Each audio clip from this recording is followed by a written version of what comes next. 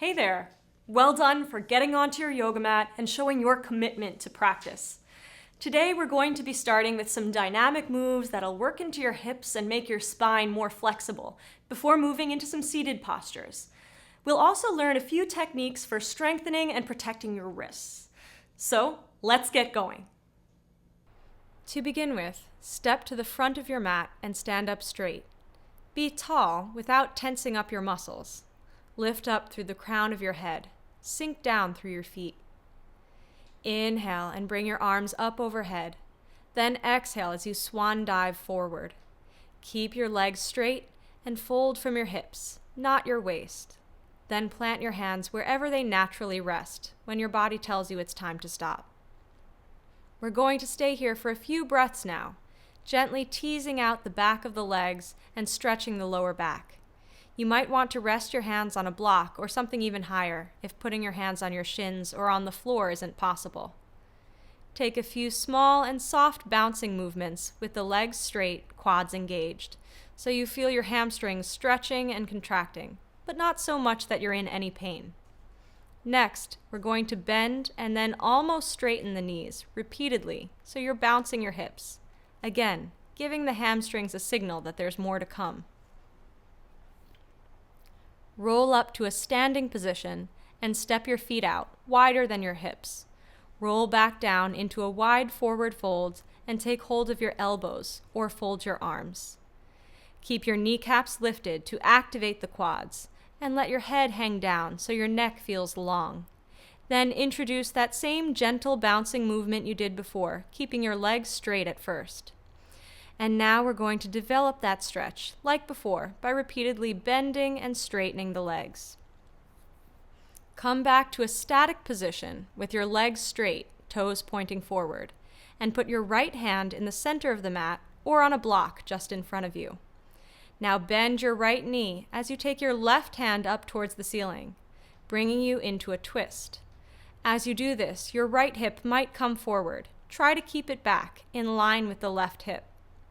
Bring in a bit of movement, lifting and lowering the upper arm as you lightly bounce your body. Bring your left arm down and put your hand in the center of the mat where your right hand was. Then bend the left knee a little as you turn your chest, but not your hips, to the right and lift your arm up to the ceiling. Then use that dynamic movement to work into the upper back, lifting and lowering the upper arm as you deepen and then lessen the twist. Bring your right arm back down and stand up, keeping your feet apart, ready for some star toe touches. Spread your arms out to the sides and then fold forward as you bring your left hand towards your right toes and lift your right arm up. Come back to the center and then move in the opposite direction, taking your right hand down towards your left toes so that your left arm ends up pointing to the ceiling. Lift back to center and repeat 9 times on each side. Exhaling on your way down and into the twist, inhaling on your way back up to the center. Remember to keep your hips facing forward. Everything from your hips down stays where it is. It's only your upper body that's moving as you take the twist. Let's stretch out the sides of the body now. So come to a standing position, feet either together or hip width apart. Lift both arms overhead and take hold of your left wrist. Inhale in this position and then with the exhale, bend over to your right. Come up on an inhale and take hold of your right wrist, dropping your shoulders away from your ears as you exhale. Inhale and lengthen your entire body, and exhale as you bend over to your left. Inhale back to the center, let go of your wrist and draw your fingertips towards the sky. Exhale as you fold forward, putting your hands on your legs or on the floor, wherever your body tells you to stop. That place might just be a little bit lower than it was at the start of the session. We'll take a few breaths here, so bring back that gentle bouncing movement to the pose.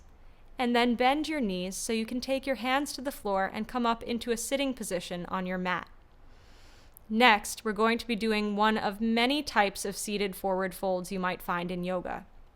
For this one, you're going to start with your legs straight out in front of you. Then you need to bring the sole of the right foot to the inside of the left thigh. When you do this, your chest will turn to your right, So before we go any further, bring your chest round so you're facing the front of your mat, looking over your extended left leg. You'll notice as you do this that the twisting action has caused the left side of your body to feel a bit short and compressed. To address this, come out of the twist slightly as you inhale and lengthen your spine. And on the exhale, draw your lower abdomen in and turn back into the twist. Working like this, we can bring some movement into this pose too. See if you can take your chest forward a little, whilst keeping your left leg straight, toes drawn up towards your body. Be sure not to round your upper back here. Your chest should feel open. Stay here for a few more breaths, using the inhales to lift out of the pose slightly and bring the left rib cage back, and using the exhales to soften back into the posture as you bring your right ribs forward. And on the next inhale, come back up to center and stay here a moment while your spine settles. Left side now. So put the sole of the left foot on the inner right thigh with your shin and left leg at a 90-degree angle. Inhale here, and then with the exhale, slowly turn your chest to face your right leg, bringing that twisting action into the pose. Work here for a while in an upright position. On the next inhale, lift your spine out of your hips.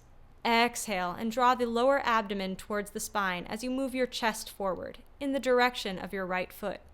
Again, you can maintain some movement here as you gently bounce in and out of the twist. And on the next inhale, slowly come back up to center and wait for your spine to settle. You might want to stretch both legs out and roll your thighs a little too. Come onto your hands and knees, and from there, push back into downward facing dog. Walk your feet up your mat so you come into a loose forward fold with your arms hanging down. From this same position, we're going to do a few body circles now. All you need to do is turn to your right so that the left side of your body opens up. Keep lifting your arms and body up until your fingertips are pointing to the sky. And then take your arms down the left side, stretching out your right ribs as you come back into your ragdoll pose. Another 4 on this side. See if you can coordinate your breath with the movement you're doing. So inhale as you come up and around, and exhale as you move back down and across. When you reach ragdoll at the end of the 5th round, change direction. So this time, inhale as you move to your left and then up. Come over the top and then back down to the right side as you exhale. Again, inhale to your left and exhale back down to your right. 3 more in your own time. And as you come back to the center, release your arms so you can put your hands down and move into a forward fold.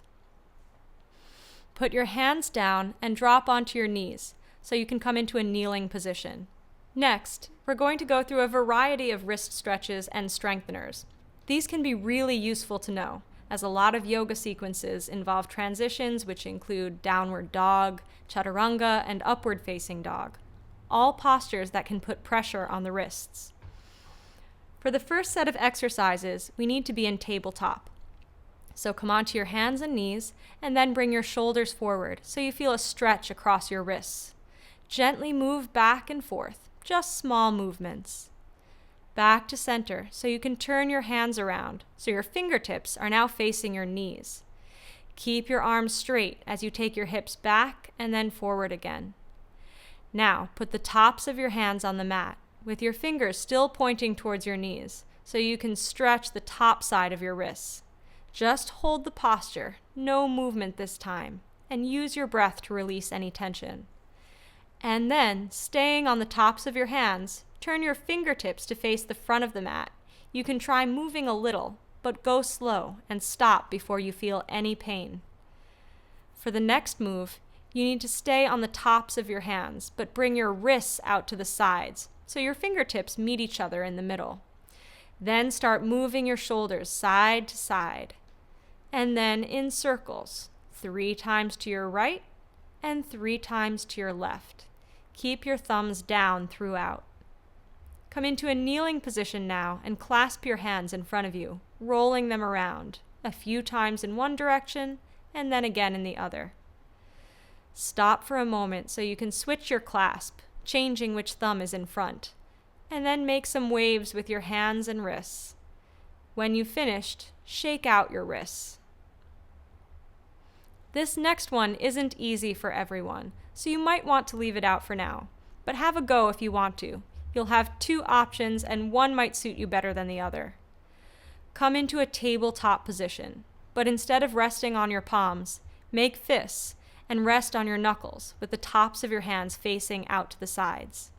Now, as you would if you were doing a push-up, take your elbows out to the sides as you lower your chest, and as you do this, open your hands.